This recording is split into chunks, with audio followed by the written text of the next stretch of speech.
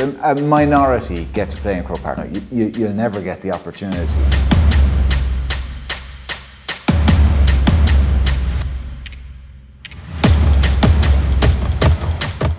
That success brought this club to heights that we never were before.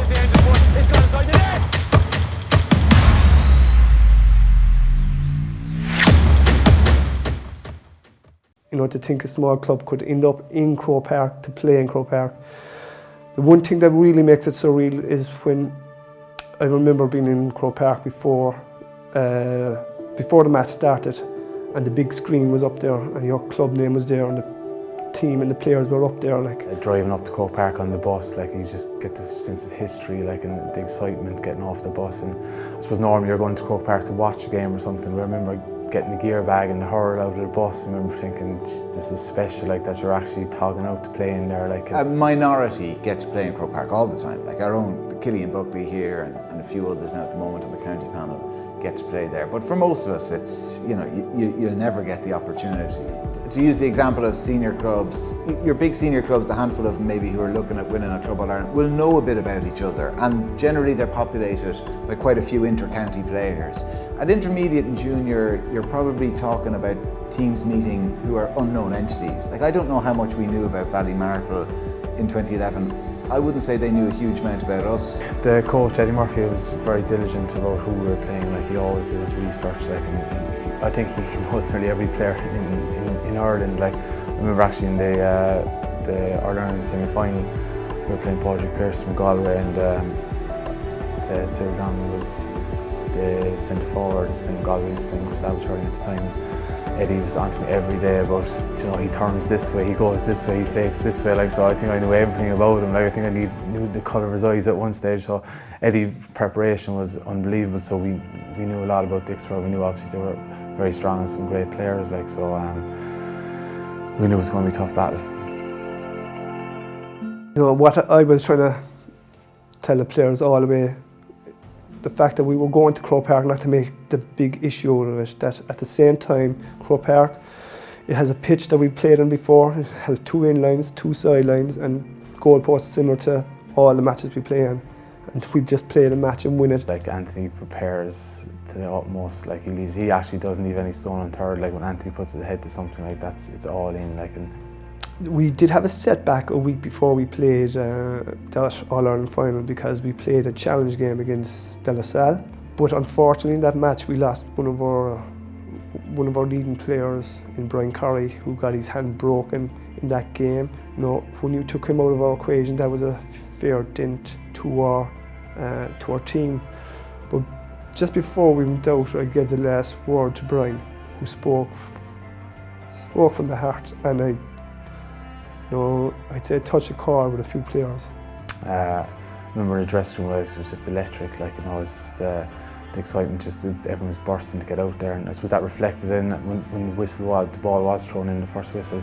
We started like a train, and after 20 seconds we had a score straight away off from Daniel Edmonds. So I suppose he would have been noted for his scoring prowess, but in fairness he was thrown up in Hurling because we were missing Brian Curry, one of our main players. He was injured unfortunately, and before I know it, Daniel was after getting another point, so I remember thinking, this must be our day. Ballymartle took off like a whirlwind, and I still have an image, and I won't name the individual, but he was playing in the backs, and he held out his 2 arms and he shrugged his shoulders after about 5 minutes over to the sideline to know what on earth are we doing with these lads, because the Ballymartle lads were like as if they were on skateboards going around. They were going around the forward line so fast, and they were linking up, and the passes were sticking, and the shots at goal were going over the bar. And the commentator on the video said at one stage, we have 6 minutes on the clock and we have 6 points on the board. We started really slowly, which was something that we actually often did, that team. That wasn't just a feature of that day in Croke Park. We started quite slowly, and they went a good few points up. I remember my man scoring a point as well, in the first couple of minutes. And we clawed it back, and it kind of went over and back, it ebbed and flowed. Latter quarter then of that first half, Dicksboro came thundering into the game and clawed away well into the game. We were just before half time, there was a high ball went into the square, and I think it was a full forward, someone was on his own, and Decky Mack came out and absolutely buried him.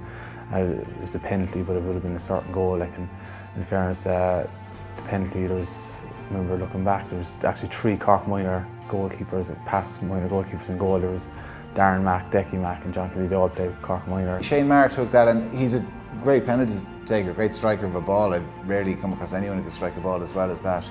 I was thinking it was going to be hard to score, but in fairness, Decky made a great save, and it gave us a real boost before half-time, because we went in half-time 10-9. We started the second half, I remember, essentially fairly good again. The first 5 minutes we scored 1-1, so we were back up 5 points. Like, they were really starting to turn things, like, and we, before I know it, they got a goal, I said, in the middle of the second half, and I thought it was closer, looking up, and it was like 4 points in it, like, and I was like, geez, I'm thinking we need something to happen here.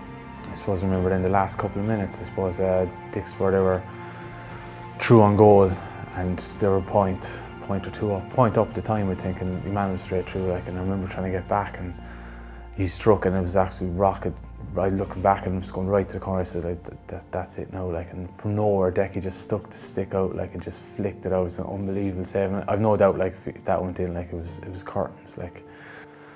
I still believe that we could, we get one more point to draw at least then, but they came down on the attack, and I remember balling around the square, I remember running in trying to say we have to win this, and whatever way I looked, man hit it straight out the middle, and there was my man right out in the middle on his own, and just tapped it over the bar. 2 points and time was up, like.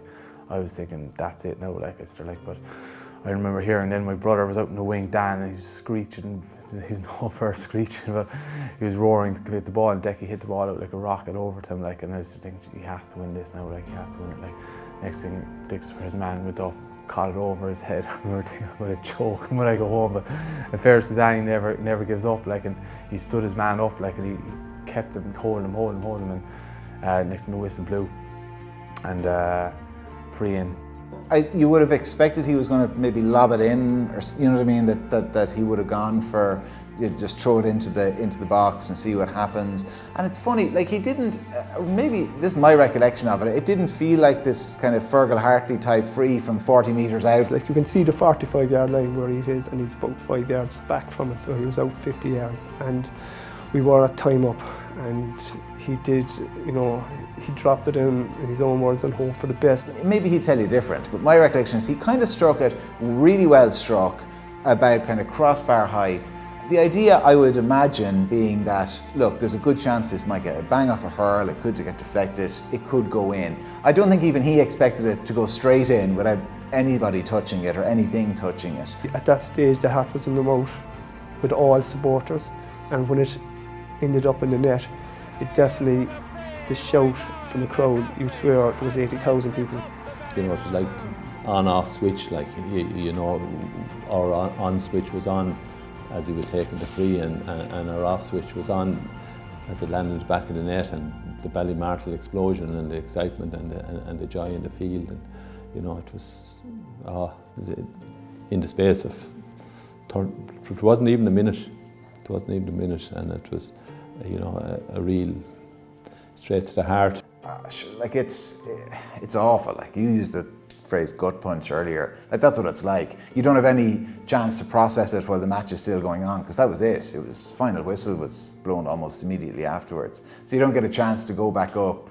There's no, there's no kind of pucket that you lose and then you have a miss, or like, should we have done this, should we have done that differently? It was completely taken out of your hands. It feels awful. I remember Darren was right next to me. I just remember just hugging Darren and just everyone jumping around. I remember everyone just jumped in on top of us, and I remember falling to the ground, and I just remember looking up, and that moment I thought of my dad, like, and I remember thinking, geez, he definitely had something to do with this.